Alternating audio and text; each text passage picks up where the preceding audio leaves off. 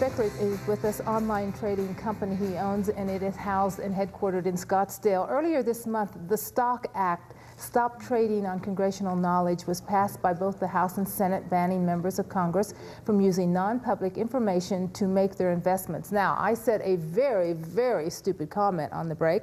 I said why the House and Senate has to ban members of Congress, moral, respectful, upstanding people, from doing something like this, and Ken immediately said, Tanya, it's Congress. Exactly. So I set myself up for that one.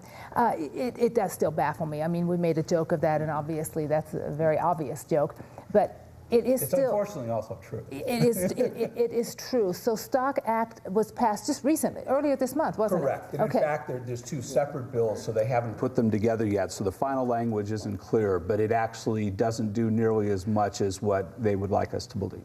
Ah, okay. Ken, are they trying to stop that inside trading with these? I'm trying to say politically correct with Just these. Give up, Mary. Well, exactly. This is you're at a place where there's none of that. Essentially, what happened is there was a study that was done by a university professor in 2004 that found that the best stock market returns weren't hedge fund managers, they weren't corporate insiders, and it wasn't you and me. It was members of the U.S. Senate. And they significantly beat the market, and not only did they beat it, they had absolutely perfect timing. So a bill was introduced into Congress a few years ago to try to stop this, the Stock Act. He testified. He said there is no possibility this is random chance. You guys clearly are using non-public information, because they regulate all these industries, and they understand how this works. And all of 9 people out of 435 supported the bill when it died. Then last year, a guy named Peter Schweitzer wrote a book where he talked about this study. He gave some other examples. Perhaps the most egregious was that there was someone who went to a meeting with the Secretary of the Treasury and with the head of the Fed in September of 2008 before the crash. They said, hey, things are really, really bad here. And he went out and bought did a bunch of investments that would make money if the U.S. economy tanked, which of course it did, and he made lots of money. This was publicized on 60 Minutes, and now all of a sudden, instead of 9 people supporting it, everybody and their brothers jumping on board. But the way they've really structured it, it'll be, in some ways, actually harder to prosecute these people because they've narrowly defined what really is inside information. Oh, so there's still the loopholes. Oh, there's a million loopholes. And wasn't Martha Stewart enough of an example for us? Well, but the thing is they'll get away with almost anything. I mean, it's actually staggering. A number you don't hear often, but this is public information, is between 2004 and 2009 in this country, the average person had no increase in net worth. Whereas, in fact, 1 in 4 members of Congress had their net worth at least double, and 1 in 3 had an increase by at least 50%. And they went from, the guys that doubled went from $850,000 in net worth to $3.6 million in net worth in 5 years on a $174,000 salary. So they make a lot of money in the stock market. They make money in land deals. They have lobbyists for relatives. It's actually, unfortunately, an incredibly corrupt system. It just feeds on each other. The system itself. The system is set up to become corrupt, and that's what has happened. Yeah, they have so much power. If you control $3.6 trillion, and you control all the regulations, and you control how businesses and tax, everything about it, people are going to find a way to influence you. And that is, unfortunately, the system that we've created. Well, and the dollars do it, because being in that public light for as many years as I have, you have, anytime there's a perception of something going on, then as an elected public official, get out of it. But the dollars undoubtedly are far more attractive than what you need to do, and they get reelected. Absolutely. It's almost impossible not to get reelected. I've never seen a public, especially in the Senate, that after they've served up to a number of years, ever leave with less money than they came in. Correct. I mean, as they talk about, even on the land deals, Dennis Hastert was a high school wrestling coach.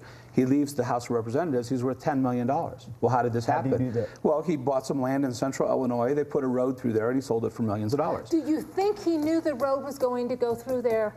Well, one could hypothesize that otherwise one might not have bought lots of acreage in the middle of central Illinois, but it could have been random chance. Right. But there's a lot of random chance out there, unfortunately. And of course, we really are generalizing here now to the umpth degree. That is, because there are a few random chances out there that do happen. And actually, I've studied this for many, many years, and it was my initial hypothesis was that actually these were generally good people caught up in a bad system. Oh, yeah. At this point, actually, I'm not positive that that's true. There are a lot of people who feel very entitled. And in fact, in the 60 Minutes story, there was an interview with John Boehner and Nancy Pelosi, and they basically were both called out on stuff they had done, and there was just this look of absolute shock, like anybody would actually think these things were wrong. Oh, yeah, exactly. And the guy with, you know, buying all the options to make money when the market went down, it's like, well, I never do anything wrong, this, that, and the other, and now he's being investigated. Yeah, but Hang right there, because when we come back from a short commercial break, more about online trading and insider trading.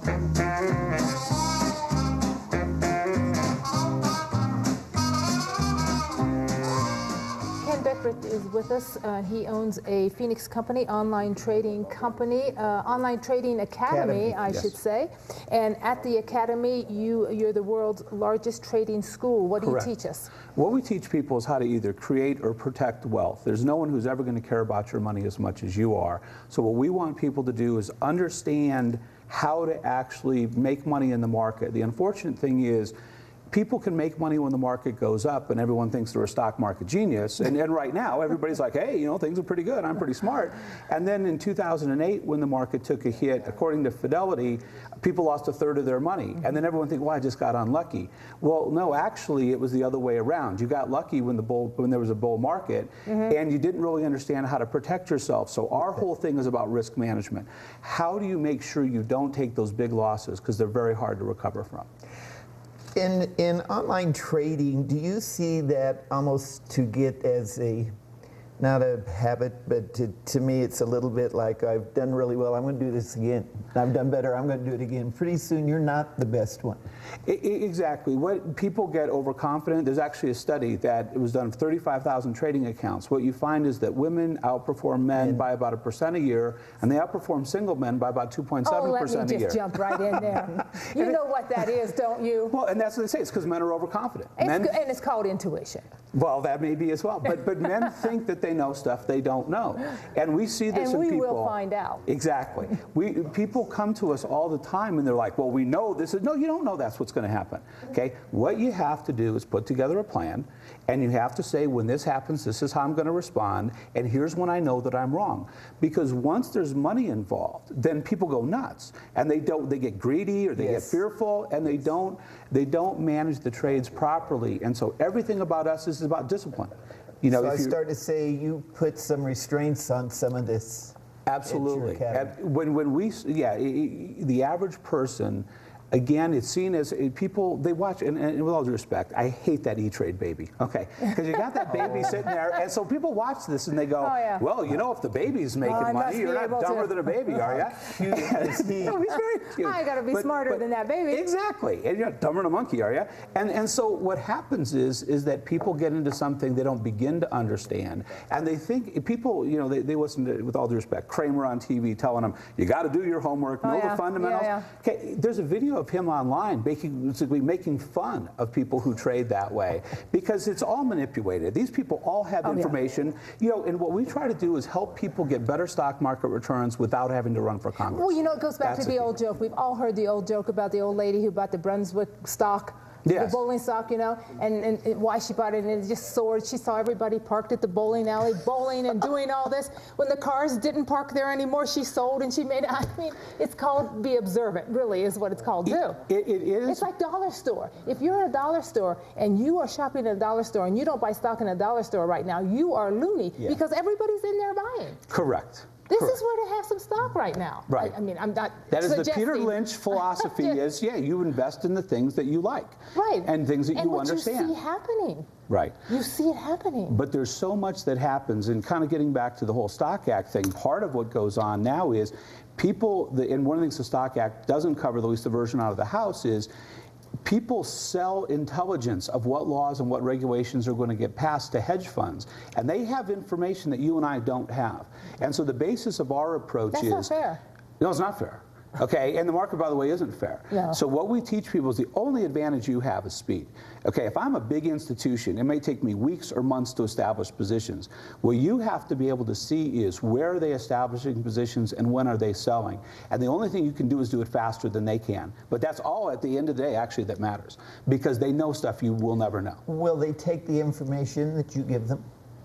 Do they, The students? your people? Absolutely. Again? It is, but I will tell you the number one thing, and one of the things that differentiates us is we're a bricks and mortar school. Even though it's online trading academy, we work with people. Kind and of an oxymoron, isn't it? It is, and we always wonder about the name, you know. But what happens is that we want people to bring their trading plans in and their trades in at least every 2 months so we can hold them accountable. Okay. Because if you don't follow your plan, you have no chance of making money. Yeah. If you have a plan and the plan's not working, plans are very easy to change.